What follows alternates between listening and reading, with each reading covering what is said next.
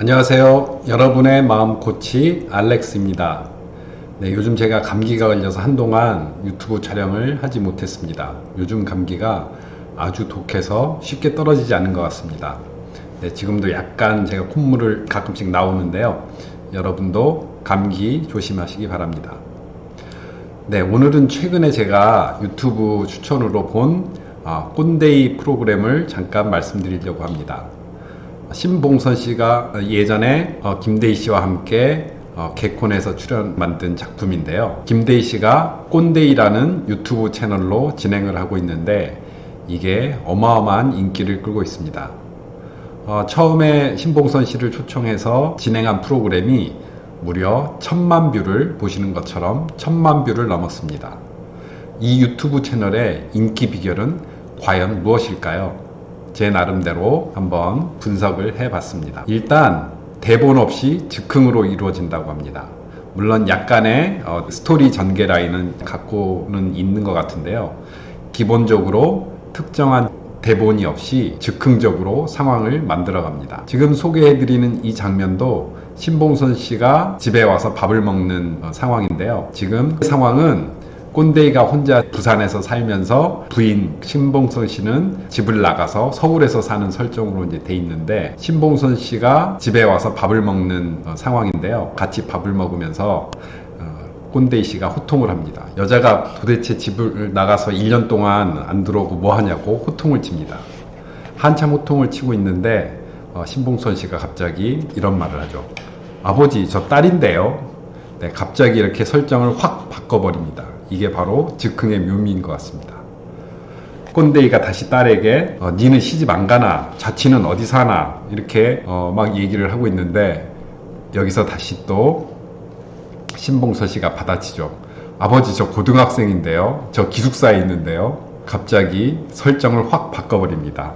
다음 달에 고등 래퍼에 나가는 고등학생이라고 자기 상황을 이야기합니다. 예, 이게 바로 즉흥의 묘미인 것 같습니다.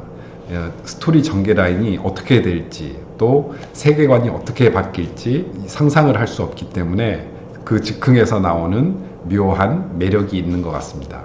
이게 바로 꼰대이 채널이 1000만 뷰, 수백만 뷰를 자랑하는 컨텐츠를 만들어내는 힘이 아닌가 생각합니다. 저도 최근에 즉흥 연기 워크샵을 다녀왔는데요. 즉흥 연기 워크샵에는 현재 연기를 하고 있거나 연기를 전공했던 사람들이 많이 참여를 하고, 저같이 일반인은 거의 잘 찾아볼 수가 없습니다. 아무런 대본도 없고 아무런 맥락도 없고 스토리 라인도 없습니다. 어떤 한 공간에서 무대에 올라가서 즉석에서 내가 하고 싶은 내 충동, 내 안에 있는 충동에 따라서 행동하고 말하는 워크샵에 참여했는데요. 연기 경험이 없는 저에게는 무척 쉽지 않은 일이었습니다. 그런데 다른 참여한 분들을 보면 뭔가 즉흥해서 자신들의 충동을 표현을 하고, 또 그 표현을 통해서 서로 상호작용이 일어나고 뭔가 새로운 재미난 것들이 일어나기 시작했습니다. 마치 유튜브 채널 꼰대이에서 신봉선 씨와 김대희 씨가 했던 것처럼이죠. 이렇게 워크샵이 끝나고 마지막 시간에 제가 소감을 발표하는 시간이었습니다. 다른 분들은 즉흥을 잘 해서 표현을 하는데 저는 잘 쉽지 않았던 것 같아요. 즉흥을 잘 하려면 뭔가 동작을 크게 하고 그래야지 다른 사람과의 뭔가 그 즉흥 연기가 일어나는 것 같은데, 그걸 동작을 크게 못한 것 같다라고 말을 했습니다. 그때 이 지도를 하셨던 선생님이 어떤 얘기를 했냐면요. 동작이 크거나 작은 게 중요한 게 아니다. 진행하는 사람의 명확한 의도를 상대방에게 전달하는 게 중요하다라고 얘기를 했습니다. 생각해 보니까 저는 제 안에서 일어나는 충동이라든지 어떤 욕구, 이런 것들을 명확하게 상대방에게 표현하지 않고 우물쭈물했던 그런 기억이 떠올랐습니다. 그리고 그 선생님이 제게 또 이런 얘기를 했습니다. 본인의 욕망, 본인의 충동, 안에서 일어나는 그 충동, 내면에서 일어나는 충동, 욕망, 상대방에게 표현하는 것이 중요하다고 했습니다. 자신의 명확한 의도를 드러내야지.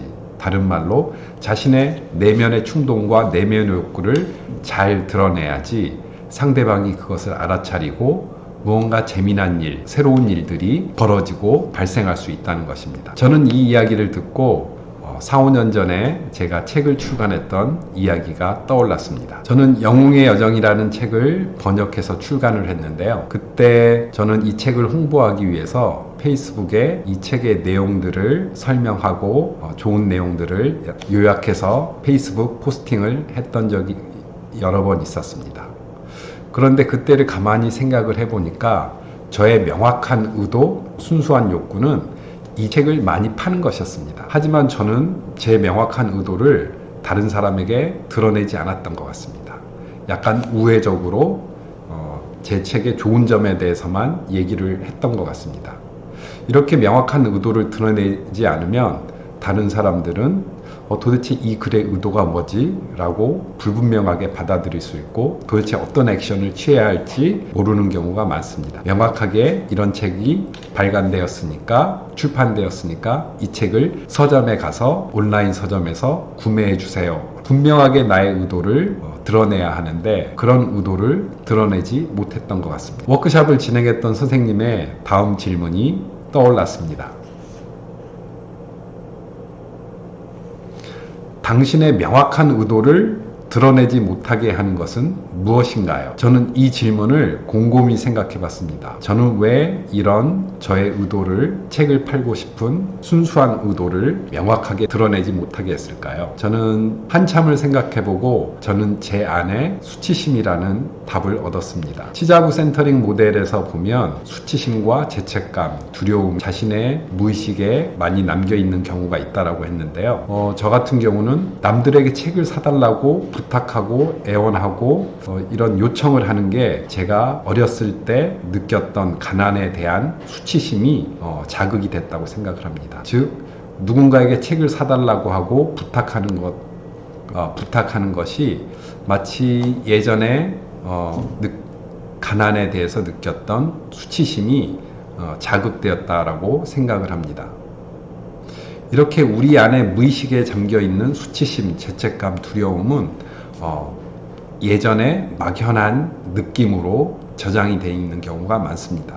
그래서 평상시에는 이게 작동하는지 조차도 잘 모릅니다. 하지만 이렇게 우리 내면에 깊이 남아있는 무의식 속의 수치심과 죄책감과 두려움은 우리의 명확한 의도를 드러내지 못하게 방해하고 있습니다. 저는 이 일을 통해서 다시 한번 제 무의식에 깊이 남아있는 수치심의 존재에 대해서 알게 됐고 그 존재를 알게 되고 이해하게 되니까 좀 더 저를 더 명확하게 저의 의도를 제가 하고 싶은 것을 더 명확하게 사람들에게 세상을 향해 드러낼 수 있게 된 게 아니었나 생각을 합니다. 여러분들도 여러분이 가지고 있는 내면의 욕망, 내면의 명확한 의도를 사람들에게 드러내지 못하는 경우가 있다면 마음 깊은 곳에 나의 명확한 의도를 드러내지 못하게 하는 것은 무엇인지 한번 생각을 해보시고 그것이 내 무의식 속에 어떤 것이 남겨 있다면 그것들을 한번 잘 이해를 하고 충분히 받아들이면 여러분들이 하고 싶은 일, 여러분이 이루고 싶은 일을 과감하게 세상 사람들에게 드러내고 요청할 수 있지 않을까 생각을 해봅니다. 네, 오늘 영상은 여기서 마치도록 하겠습니다. 영상이 좋으셨다면 좋아요, 댓글, 그리고 구독 부탁드리겠습니다. 감사합니다.